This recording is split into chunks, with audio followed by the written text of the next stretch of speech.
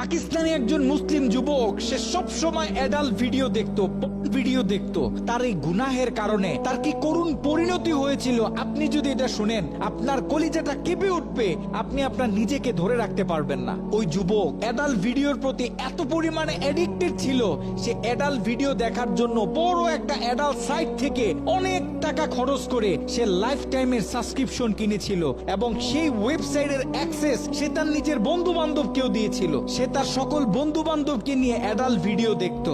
ঘটনাক্রমে একদিন যুবক ভয়ঙ্কর গাড়ি অ্যাক্সিডেন্ট করে মৃত্যুবরণ করলো। তার লাশটা যখন বাড়িতে নিয়ে আসা হলো, এলাকার মানুষ তার লাশ দেখতেছে, অনেকে বলতেছে এই ছেলে তো নামাজ পড়তো, এই ছেলে তো রোজা রাখতো, এই ছেলেটা ভালো ছিল। কিন্তু তার ভিতর এত ভয়ঙ্কর একটা গুনাহ যে ছিল, এটা তার বন্ধু বান্ধব ছাড়া অন্য কেউ জানতো না।